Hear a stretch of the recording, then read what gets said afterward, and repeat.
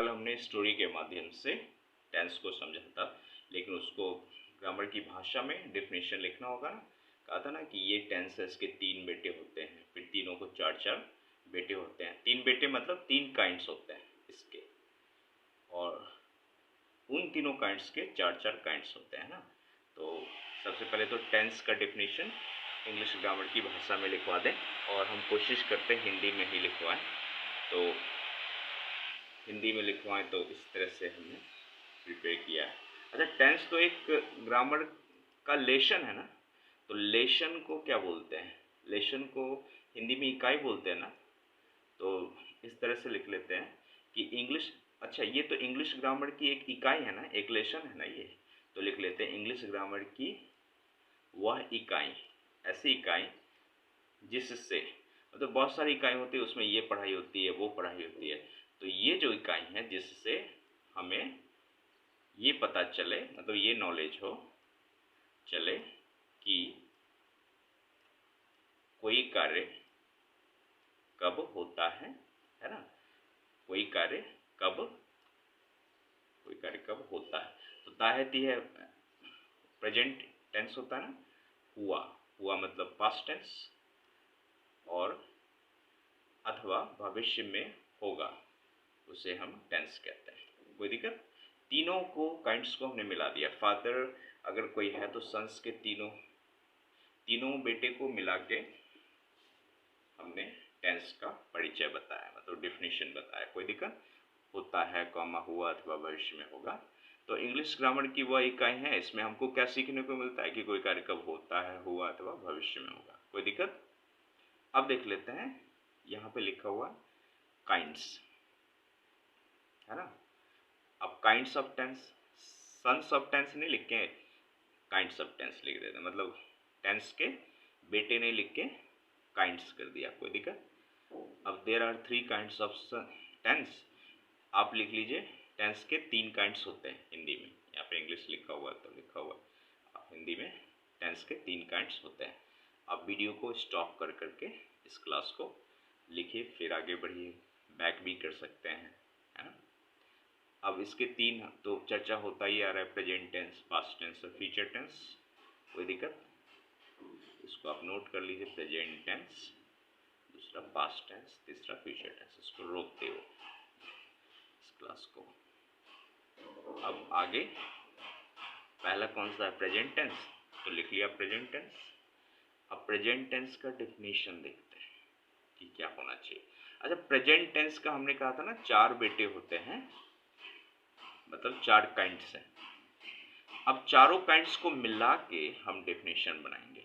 कोई दिक्कत? जैसे कि इसके चार काइंड्स हैं, तो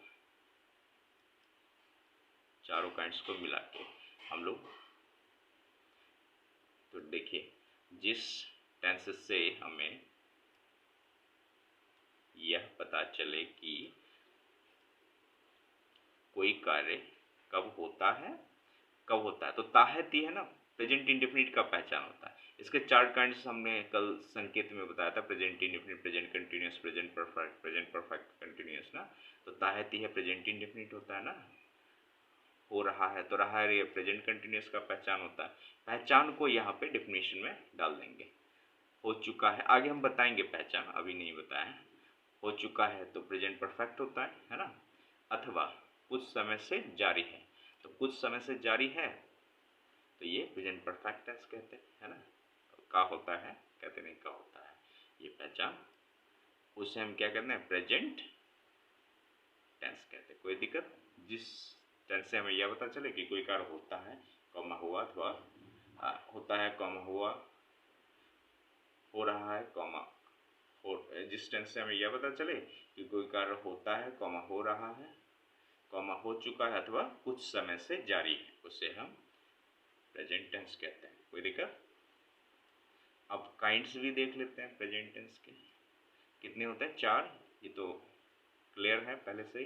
there are four kinds of present tense. आप हिंदी में लिख सकते हैं, फोर टेंस के चार, ये प्रेजेंट टेंस के चार काइंड्स होते हैं। कौन कौन से? Present indefinite tense, present continuous tense, सामने लिखा हुआ है प्रेजेंट परफेक्ट टेंस, और चौथे को दूसरा और दूसरा और तीसरे के नाम को मिला के है ना present perfect, present perfect continuous tense. कोई दिक्कत? अब इसको लिख लीजिए आप कॉपी में। और पहला कौन सा है? Present indefinite tense. तो लिख लेते हैं प्रेजेंट इंडेफिनिट टेंस। अब प्रेजेंट इंडेफिनिट टेंस का तो सबसे पहले हम लोग डेफिनेशन लिखे। लिख लीजिए, जिस प्रेजेंट टेंस से हमें यह पता चले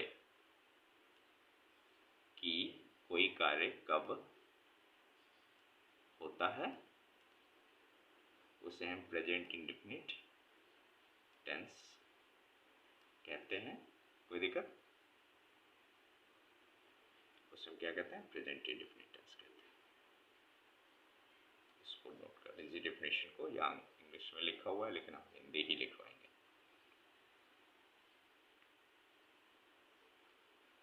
अब पहचान, आइडेंटिटी, आप यहाँ पे हिंदी में लिख सकते हैं पहचान, ये इंग्लिश में आइडेंटिटी है। मतलब पहचानेंगे कैसे सेंटेंस को कि प्रेजेंट इंडेफिनिट में है। तो at last of this type of sentences always be, मतलब इस तरह के, आप हिंदी में ट्रांसलेट कर देते हैं, इस तरह के सेंटेंसेस के लास्ट में हमेशा, at last of this type of sentences always be, इस तरह के सेंटेंसेस के लास्ट में हमेशा ता है, कॉमा ती है, कॉमा ते हैं इत्यादि लगे रहते हैं। क्या लगे रहते हैं? ता है कॉमा ती है, कॉमा ते हैं इत्यादि लगे रहते हैं। ठीक है, कोई दिक्कत? अब हम लोग कल देखेंगे structure, structure of affirmative sentence. यहाँ तक आज रखते हैं। आज थोड़ा स्लो स्लो चलेंगे, एक क्लास, एक दो, उसके बाद फिर फास्ट। ठीक है, ये सब याद रहना चाहिए।